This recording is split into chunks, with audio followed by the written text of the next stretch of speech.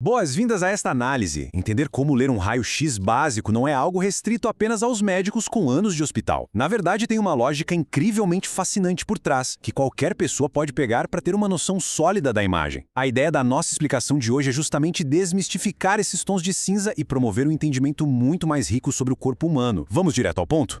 Bom, vamos mergulhar nisso. Como é possível decifrar uma imagem radiográfica? À primeira vista, parece um quebra-cabeça totalmente abstrato, né? Até meio intimidador.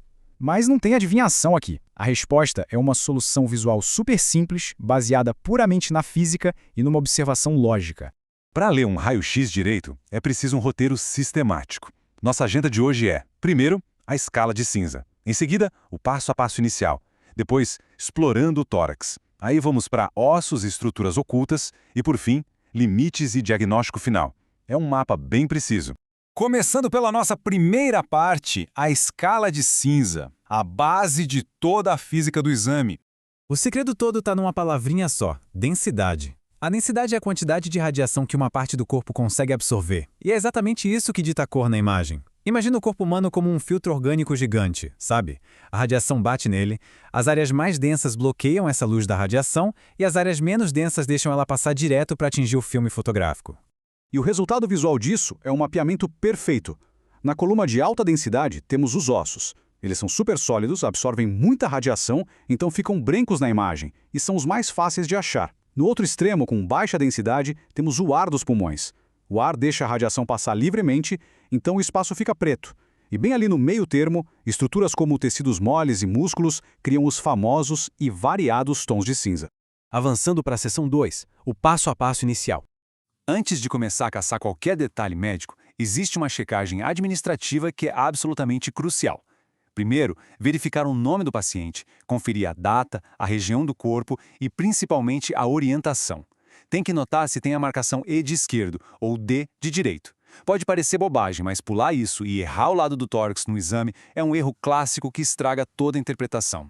O que nos leva à seção 3, explorando o tórax. Aqui, a organização é tudo. E isso ilustra brilhantemente a regra de ouro. Nunca se deve varrer a imagem procurando erro de forma aleatória. Em um raio-x de tórax, a ordem é inquebrável. Primeiro os pulmões, depois a silhueta do coração, em seguida as costelas, depois o diafragma e, por fim, os tecidos ao redor. Fazer esse checklist rigoroso é o que garante que absolutamente nada passe batido. Quando a gente olha para os pulmões, o esperado é ver aquelas áreas escuras, mostrando que tem ar saudável ali. Agora, se aparecerem manchas mais claras, opa, isso sugere potencial de fluido ou alguma infecção. Mas claro, sem pânico. É o olhar treinado de um especialista que vai bater o martelo para diferenciar o que é só uma variação anatômica normal de um problema real. Descendo a visão no tórax, o coração ganha destaque como uma estrutura mais clara ali no centro. E o diafragma é aquela linha curva inconfundível lá embaixo. Um coração que parece grande demais para o espaço ou um diafragma com formato alterado são fortes indicativos de que vale a pena investigar questões respiratórias ou abdominais mais a fundo. Isso nos joga na seção 4, ossos e estruturas ocultas. Quando o exame foca em um braço ou numa perna, a dinâmica muda. A gente foca totalmente na estrutura física. Um osso íntegro e saudável é contínuo, bem definido e branquinho. Já uma fratura quebra essa regra, aparecendo como uma linha escura abrupta.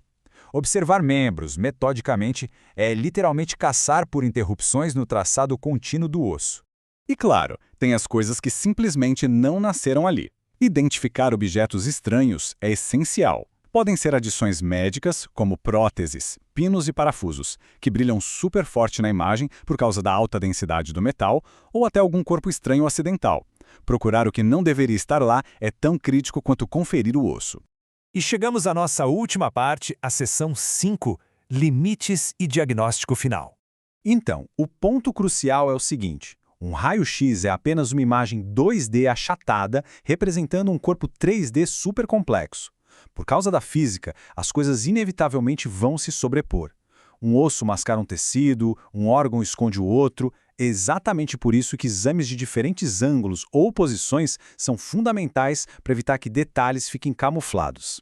Além dessa limitação de dimensão, a qualidade da própria imagem é estritamente vital. Capturas escuras demais, muito claras, ou prejudicadas pelo clássico borrão de movimento, comprometem totalmente a avaliação. Quando se perde a nitidez, a capacidade de identificar pequenas fraturas desaparece, tornando a análise inconclusiva. Tudo isso consolida uma verdade absoluta. O diagnóstico final tem que ser feito por um profissional qualificado. Ter um bom letramento em saúde é maravilhoso para a gente entender tratamentos e o próprio corpo, mas isso não substitui o olhar de quem estudou anos para cruzar dados e histórico clínico. O empoderamento pela informação caminha de braços dados com respeito ao limite do nosso próprio conhecimento. O que deixa uma provocação final bem interessante. Como esse tipo de conhecimento sobre raio-x pode transformar uma futura ida ao médico? Ter clareza da lógica dos tons de cinza muda a dinâmica dentro do consultório. A gente sai de uma postura de aceitação passiva para se tornar alguém engajado, que faz perguntas precisas e participa ativamente das decisões sobre a própria saúde. No fim, é a ciência visual a serviço da autonomia.